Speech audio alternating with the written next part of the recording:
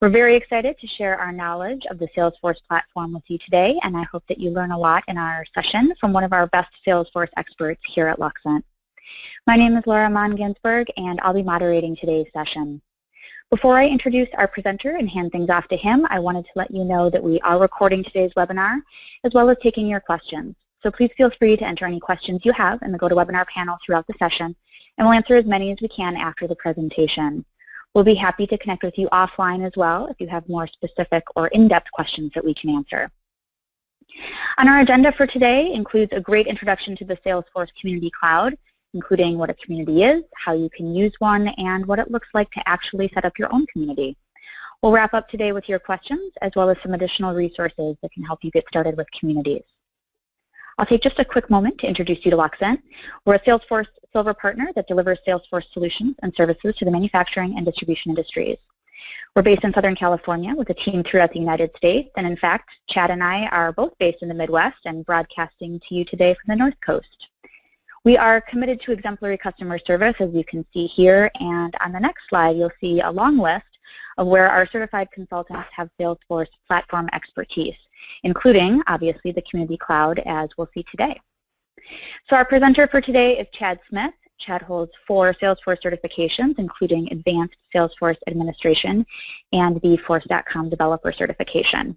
He is our go-to expert for the Sales Cloud, Community Cloud, and Advanced Quoting, and I'm very excited to have him here today to take you through our Salesforce Community presentation. So with that, I'm going to hand it off to Chad so we can get into today's topic. Thanks, Laura. So I wanted to start off today with just talking about when you would want to think about or when you would want to start using Salesforce Community. And the simple answer is really when you want to give anybody outside of your normal Salesforce org access to some of the data or information that's stored within your Salesforce. So a lot of times that may be employees of the company that aren't standard Salesforce users. Maybe they're out in the field or in the shop, but they still may want to access technical or service manuals or log cases to your internal IT team. So that's one use, and then quite often customers as well.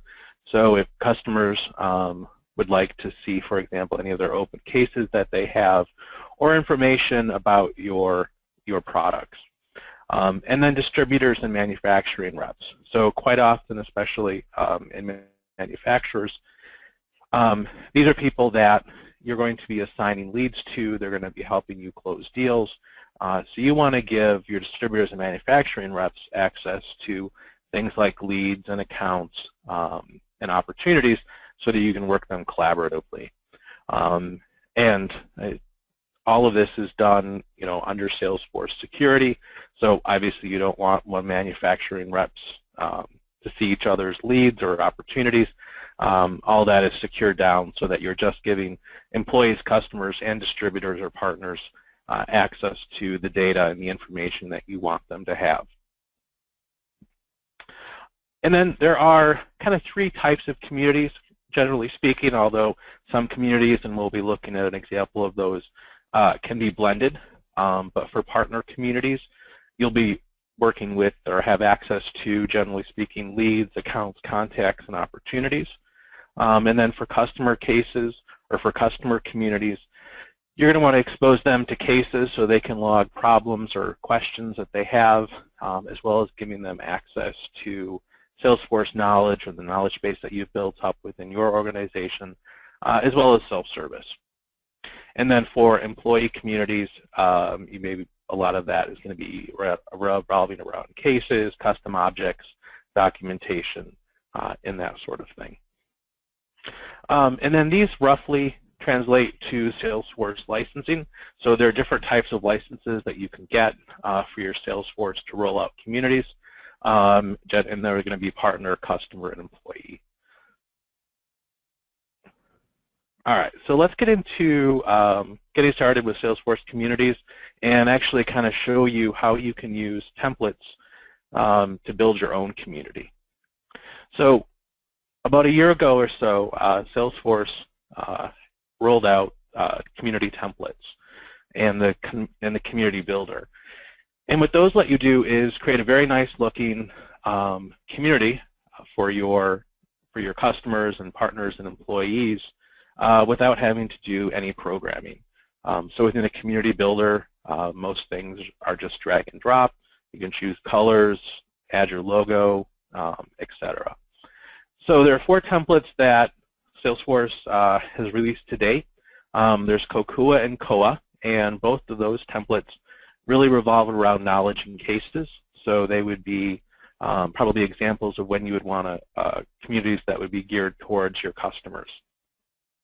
And then there's the Napoli template, which seems to be the one that's kind of the most advanced to this to date. So that's going to include things like knowledge and cases, as well as chatter, question and answer. You can also extend access of the Napoli template to custom objects in your org, as well as some of the standard objects like leads and opportunities. And then there's also a template that's called Salesforce Tabs plus Visualforce, and that template is really looks a little bit different than what you're used to seeing in the Salesforce Classic with the tabs across the top, but the styling difference is really just color. So that's going to look very similar to what you're used to using within Salesforce day in and day out. So in this slide here, just kind of wanted to do screenshots of Kokua, Koa, and the standard Salesforce. So Kokua is the upper left one here. It's more graphically rich, rich way of displaying knowledge and cases. And then we have Koa, which is a little more text-based. And then in the lower right, just the standard Salesforce tabs. So it should look very, very similar to what you're used to using in Salesforce right now. All right, so let's, because the Napoli I think is the most interesting, let's take a look at that in a real environment. I know you're all probably very disappointed that we're leaving PowerPoint. But let's jump into Salesforce here. And let me get my GoToMeeting out of the way. So within Salesforce, I think we'll probably have quite a few admins on the call today, very used to the Salesforce setup panel on the left. So once you enable communities, under all communities here, you'll have a list of the different communities that you've built or are playing with. And if you kind of notice over here on the right, there's a status for the communities. So if you want to go in and start playing with one just to test out, see how it works, you can always leave it in preview mode, which means nobody except an administrator is ever going to be able to get in there, not your end users, not customers, etc. So that makes it easy to play around with. And so here's the Napoli template, and if we go into, so I want to go to the Napoli community. As an internal user, you can enable or disable your employees or your Salesforce users the ability to jump into a community if they want. And this is a setting within security called the global header that you can toggle on and off on a profile basis. So I can just right now go into the Napoli template or go into the Napoli-based community here and see what it looks like.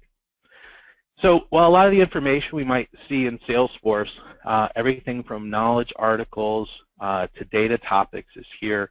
It obviously looks quite different than what you're used to, and I think probably most people would agree that it's a little more visually pleasing than what you normally see in Salesforce. So a lot of what the Napoli template is based on, and if you're using it for a customer community, it's really going to be information and discussions, questions and answers about your products. So just as a demo here, I've kind of set up 2 different topics, one for Salesforce Lightning and one for Salesforce Classic. So I'll show you how to do this in a few minutes here, but you can set up these topics and then add information to it. And so if I want to jump in and I want to see more information about Salesforce Lightning, of course I can just click on that. And then we would see a couple different areas, discussions, where your employees and customers can talk about different topics here, as well as articles from your knowledge base. So here are some that I just kind of set up here. So I want more information on, making the switch to the Lightning experience. So the customer can just click into that article that you've already set up. They can see the article, title, content, etc. Now these articles are all based on Salesforce knowledge, which is customizable. So for this demo, I just set it up with the title of the article and then the actual content. But in the real world, this doesn't have to be title and content. It could be question and answer. You could have a section for diagrams, pretty much anything you like, as well as additional resources. And if I try to switch here to a different article, just wanted to show one that actually has some graphics in it.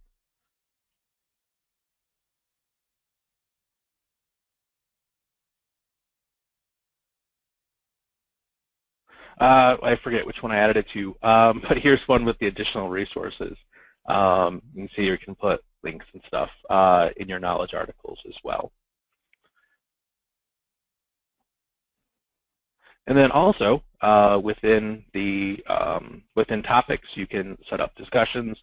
So if people want to ask a question, they can post that to the discussion. If people want to follow the discussion, which is really kind of a form of chatter, to get updates, they can do that as well. And of course, we have trending articles, things that have been recently added. And then also, we have the ability to ask a question natively, as well as contact support. So when I contact support, I'll get a pop-up that essentially is going to create a new case for your customer. So they can put in the subject,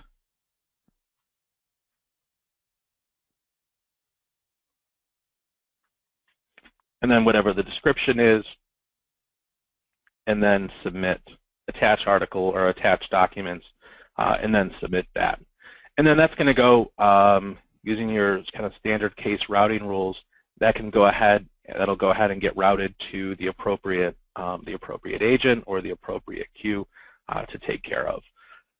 And then between the two, between your internal person who's managing the case and your customer, they can collaborate via chatter and have a discussion there. And then hopefully eventually close the case.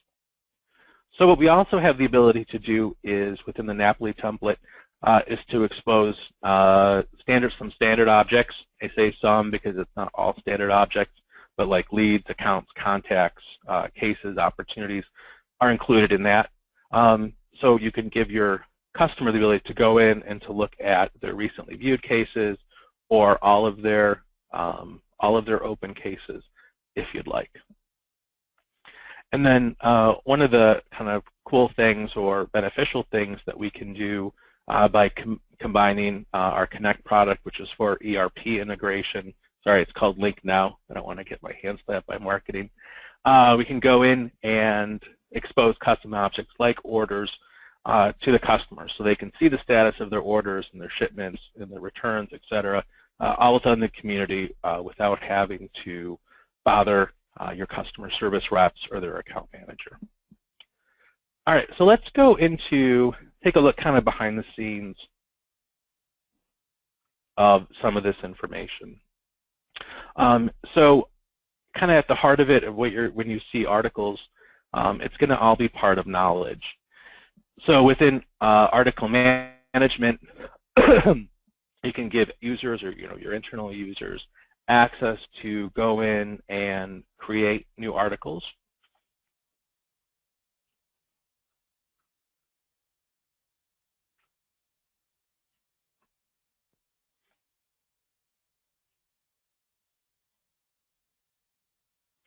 Put in the content that they need to, as well as additional resources as well. And then between the users that are contributing the articles and your Salesforce administrator, you can decide whether or who's going to be allowed or what channels are going to be allowed to actually see this information.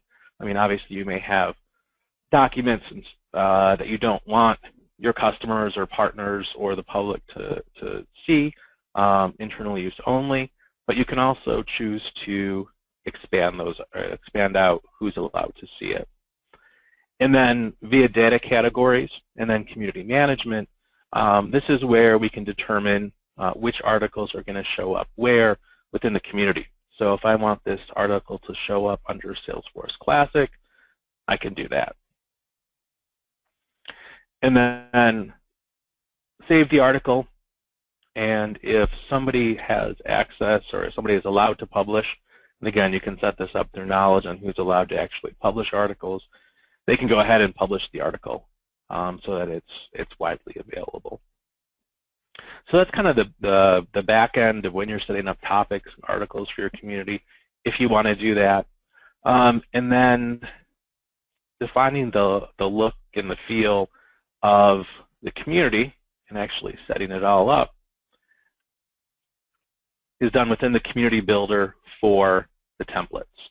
So you can see for Kakua, Napoli, a custom one here, and then the COA demo, these all have builder next to it, which means that I can use the Salesforce Lightning Builder.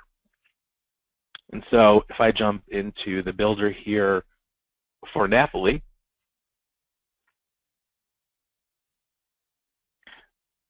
this is the community builder. And it'll go through and kind of give you some information, a little welcome here. On the left side, the product navigation, etc. So let's kind of look at some of the things you can do in here. So here's the branding editor. And within the branding editor, you can use custom CSS. So style sheets or cascading style sheets, what CSS stands for, really controls the look and feel of a website. So if there's a particular font, for example, that you use, color schemes, whatever, you can override the standard style and coloring scheme of Salesforce and use your own if you want it to look a little bit more like your current web presence. You can also, Salesforce also has some standard color palettes that you can choose here, as well as uploading your own, and then changing the different ones here as well. You get to pick your company logo if you want one to show up at the top, and then fonts as well. And so on this, within the branding editor, you can see now what your home page is going to look like. And then the other pages that define or that make up your community are also available here to see what they're going to look like with the branding. So we have my open cases page here. We can see that. And then as things change, those change there. And what else is really cool is the templates that Salesforce is using are optimized for use not only on the desktop, but also on tablets and phones. So you can kind of see what this is going to look like on a tablet as well as different phones. So there it is on the phone.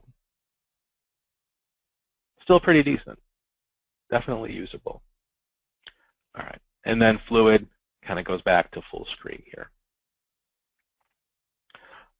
So on the next one down are pages. So for every page, you can kind of decide what's going to go there. So if I change my page back here to home,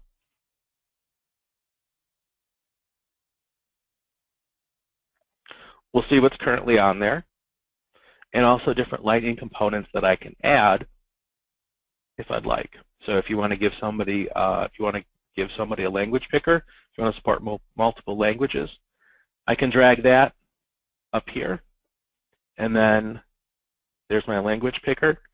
And if I want to see what that's going to look like, I can hit my preview here, and there it is there. I'm only set up for English in this community, but if we were supporting others, they would have a drop-down. And then, so here's the welcome message that we have, which was created there just by using this headline, and then you can drag and drop it there. And then things like your chatter feed, compact chatter feed, etc. You can have if you want to have a create record button, you can add that to the community as well. And that's all just drag and drop there. If I preview that, here's my new account button. And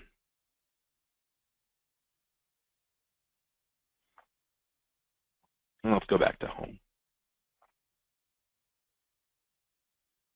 And if I decide I don't want something, I can just exit out, and it's going to remove it from the community.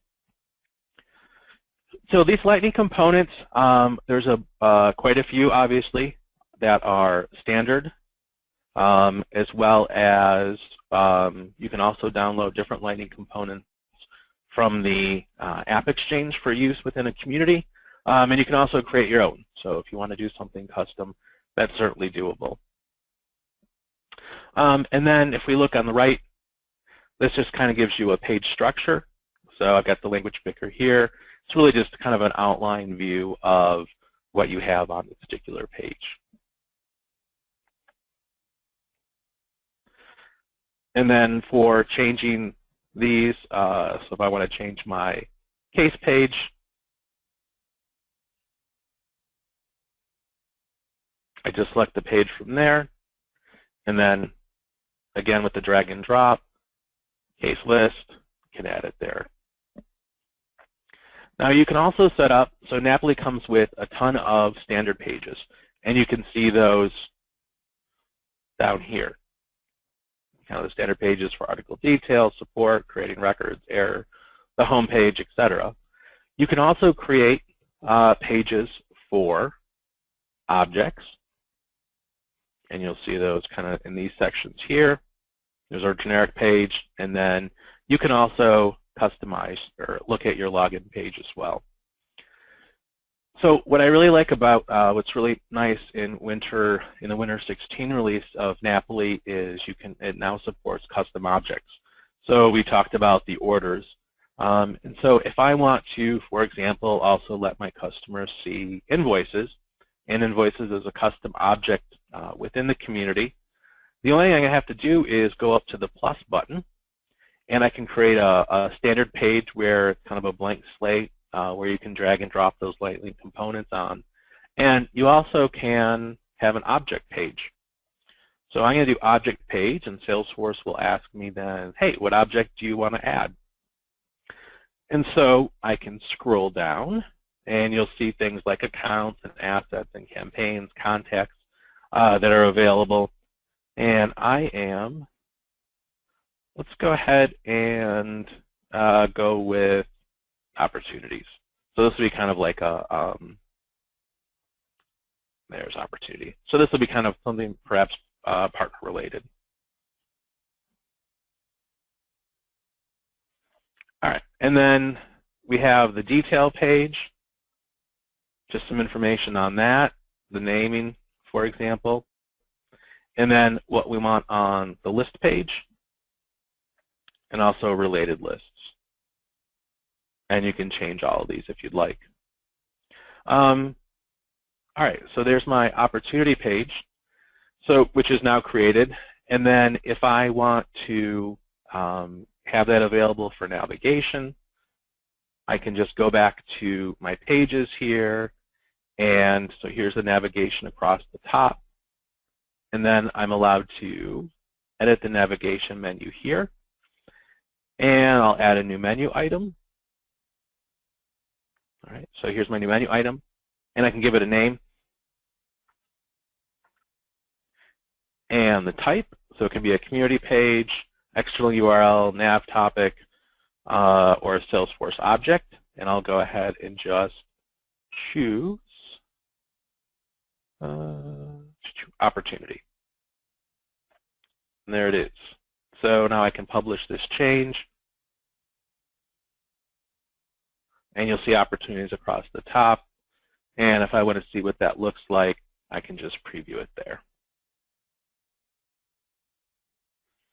And again, obviously all secured down, so people are not going to be able to see information or opportunities that you do not want them to have access to.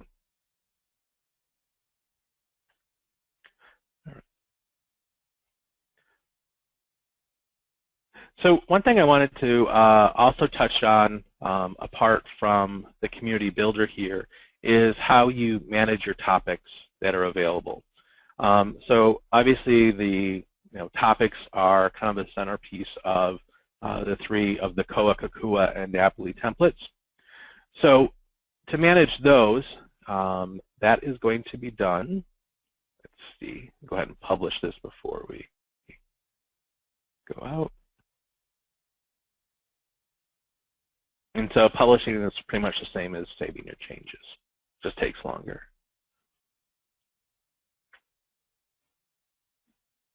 All right.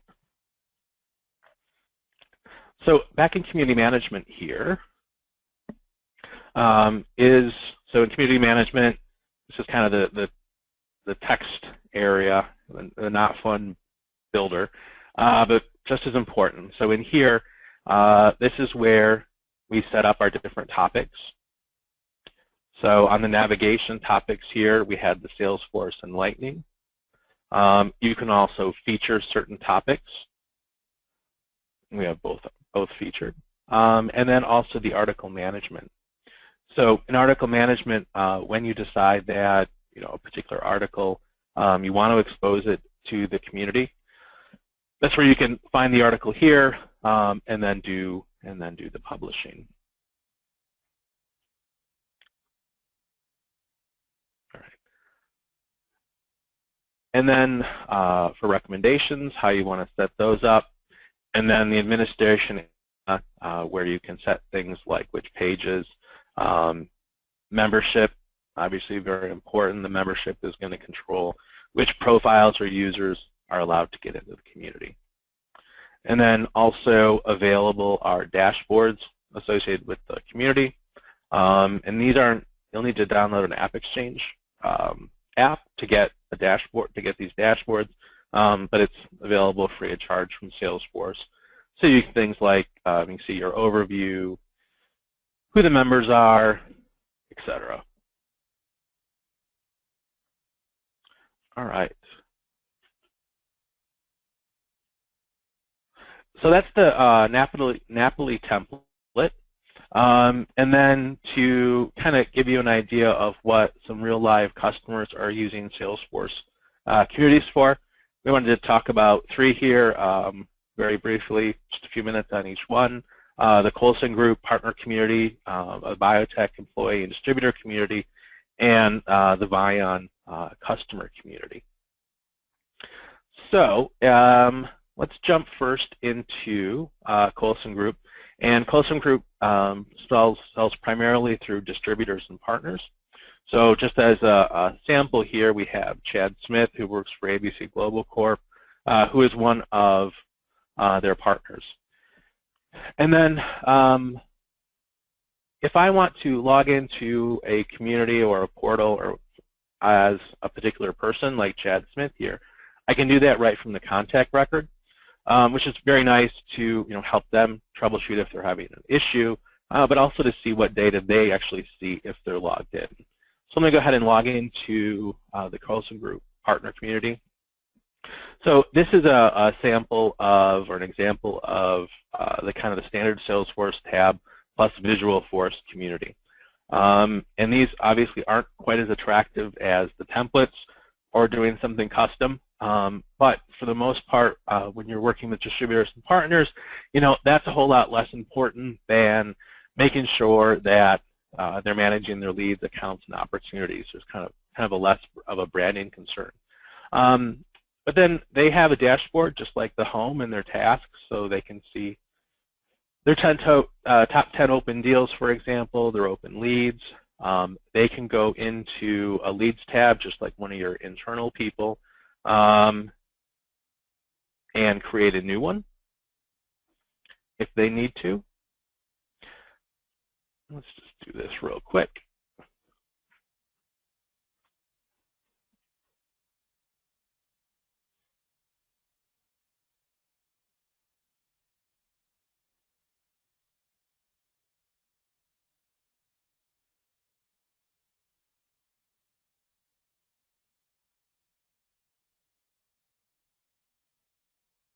All right. So here's a standard lead, and this looks, probably pretty similar to the leads that you see within your organization. But they call it Salesforce tabs plus Visualforce, because you can use Visualforce in here. So for Coulson Group, a lot of the kind of the distributors were very confused about the lead conversion process. They just couldn't quite get it. So we decided that it would be easier than trying to get them to convert leads on their own, that we just give them this button that tells to close a lead. So they click that, it's a Visualforce page, and they just kind of say my final status is won, lost, or unqualified. And then behind the scenes, after they enter this information, it's going to go ahead and do the lead conversion to account process and create a closed won, if I'm doing a closed won here, opportunity. So it just kind of makes it simpler for them to use. So that's the Coulson Group partner community. The next one is BT Resource. So this is a portal or a community for employees, distributors, and partners of biotech. And what this community is really driven by mostly is the need to distribute documents to a wide range of different audiences. So in designing this, it's been designed to look very similar to the biotech standard website. So for customers and marketing, kind of having a consistent brand and image is important. So this has been designed to look a lot like that. And so within this community, we've set up the ability of an admin to go in and add messages. So this part of it is all data-driven. Somebody doesn't have to go in and actually alter the Visualforce to add these new notes or these news items. They just go in and they create a new record within a custom object that we set up. And then the featured documents section is pulled from the featured documents of the library. So they don't want to have to upload the same document to a library for the internal Salesforce users to get to, and then somewhere else to be available for other employees, and then their partners and distributors. So this is all just done once and then displayed and pushed to the community from the libraries. And they can also set up links as well. They also have instituted chatter. So the employees and the distributors can join different chatter groups and discuss products within there. And then, of course, we want to always give somebody the ability to update their user information. And what we've done here as well is a little bit of customization towards the right here. And people can sign up for a weekly document digest. So every night around, or every week around Sunday at like 5 a.m., an email goes out with a list of all the new documents and the change documents within the community. And then if I want to actually get to a set of documents about a particular product, I can do it from here. So if I go into my EL406 product, I see a nice little graphic of what it looks like and some description here, some part numbers, and then down at the bottom, actual documents related to it. And these are all categorized by type. So if it's a service manual or marketing, if it's a webinar recording, etc., I have access to all that. And I just have to hit the download button here to actually download the document, or I can click on the title. That would take me to the title, or actually take me to the document. Now, this is pointing to their production info, so I'm not going to be able to get to the document. And then divided up, standard documents, competitive analysis, images as well. And sometimes you just want to be able to search for a particular document, so that's what the Documents tab here is for. So if I want to see all of my service manuals that are available, I can pick from the document category like that, set up a different date range or product category, and then just do a search to pull up all of those documents, like so. All right, and then they can also do service requests in here, as well as download or actually fill out different forms. The partner has an email marketing request. They can fill out this form here. And you can see this is where we just leverage kind of the standard Salesforce look and feel. It's a mix of Visual Force and standard Salesforce where necessary. All right. So that was the biotech BT resource, employee, distributor, and partner community. And then last but not least is the Varian customer community. So again, with biotech, Varian wanted to be able to, or wanted their community, because it's really marketed towards external users, customers, to have the same look and feel and styling as the Varian homepage. So within here we have panels for people to be able to very quickly open a new case, view their cases, look at their current serial numbers, so these are the actual products that they own, as well as orders. Different accounts they have access to.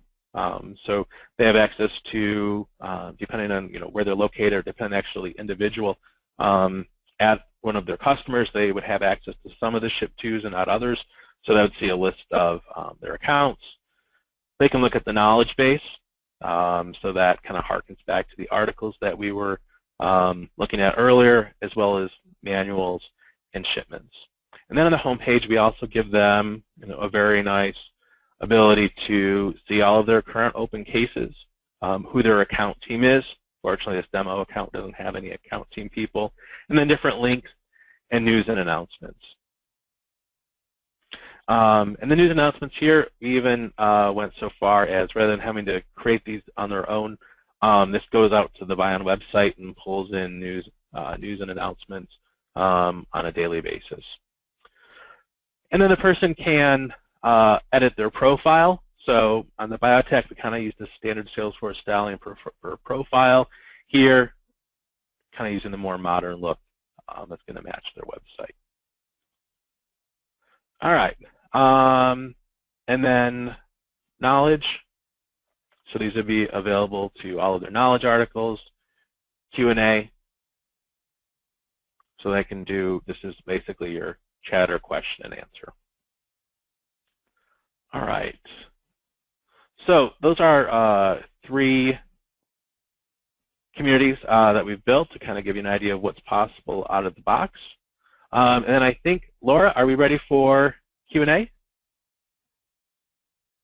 We are. Thank you so much, Chad. It was a great look at everything from the basics of getting started to some very, very custom communities interpretations. So thank you for that. We will move into the Q&A portion here to wrap up our Salesforce Expert webinar. You can go ahead and enter any questions you have in that GoToWebinar questions panel. And we will send you a recording following up on today's presentation, as well as a lot of additional resources that we've pulled together for you. So Salesforce itself has some fantastic resources that will help you better understand communities and what's available to you. And we have some resources as well from our Salesforce experts. So you can look forward to that. A quick question, I think this is more of a clarifying question, Chad. Can you reiterate what type of community biotech is using? Their licensing is employee and customer. Okay, perfect. And I don't know if this is something that's easy to actually get into, but if you're able, are you able to show how calendars are used by a partner, or maybe speak to it? Sure. If it's, let's see, let's jump into Coulson. I don't think we've enabled calendars here. Let's go back.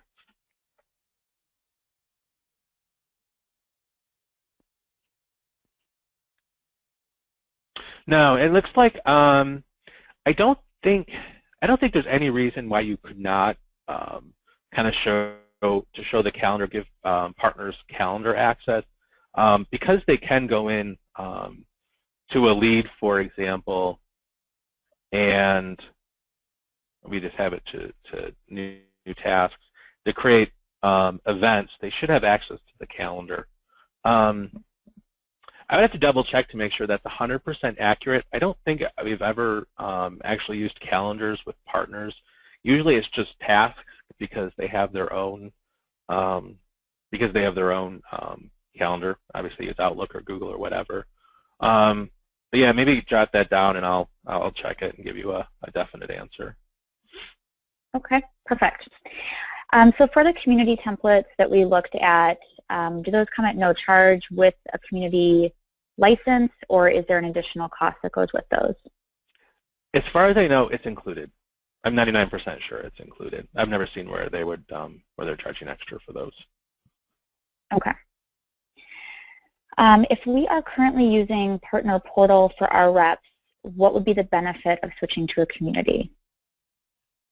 I would say, the biggest benefit is portals. Well, I think when they introduced portals, it was basically you're taking when they introduced communities, you're taking your portal and you're adding some additional functionality, for example, chatter. So there's that. There's also that, the portal product it's still there. I guess it's still supported, but nothing's happening with it. I think 4 or 5 years ago, probably 4 years ago, they started, doing the communities. So you're not gonna ever get anything new with it. Now, if it's working perfectly for you, that's great. Maybe there isn't a huge reason to change, but it is kind of a sunsetted product. Okay, great. Do you have any customers that you've worked with that are using email functionality through communities? Say that again? Using email functionality?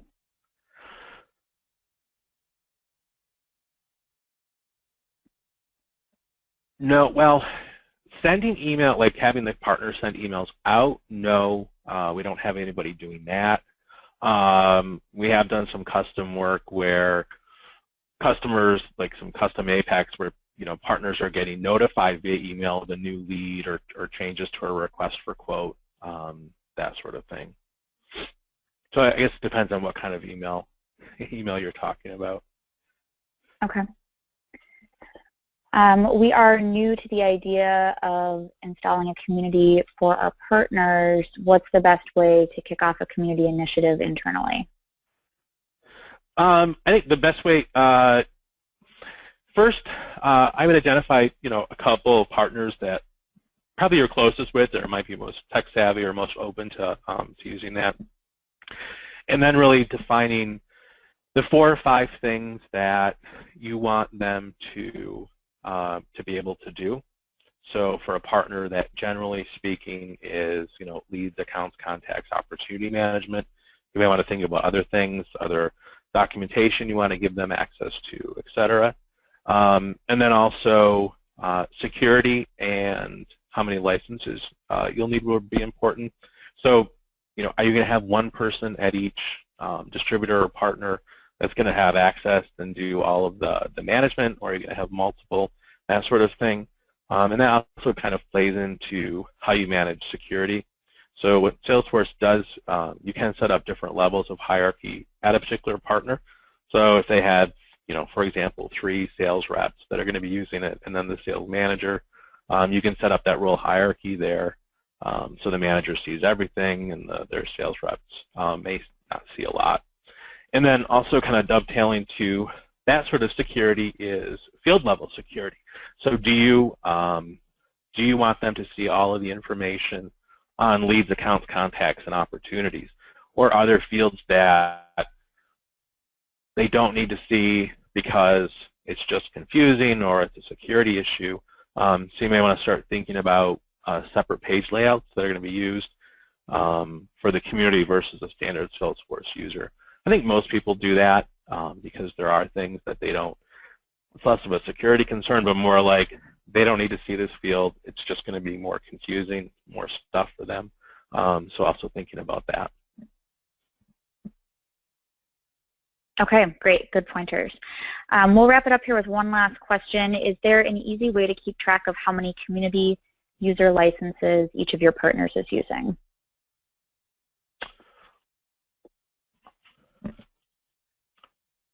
I would think you could just run a report. You can run reports on the user object, which is going to include, if you have a community, I'm just going to the setup here. If you have a community and there's a user associated with it, they're going to be listed as a standard, as a user in here. They're going to have a special profile of partner, so you can see that here. But then you can just run a report of users that are active, and then also on these user records that belong to a particular account that are portal users or community users. It rolls up to a particular account, so you can do the report in such a way that if you wanted to group them by partner, you can, because this partner user, is associated with a particular contact, and then obviously that contact is associated with a particular account. So you can do some grouping in there on your report. All right, fantastic. If you want to zip back over to that last PowerPoint slide, that would be great as we close out here today. So thank you all for joining us. It was great having you as part of our Salesforce Expert webinar today. As a reminder here, you can get in touch with us anytime, either through social media or directly on our website. So thank you so much, and we will see you on an upcoming session. Have a great day. Thanks, Laura.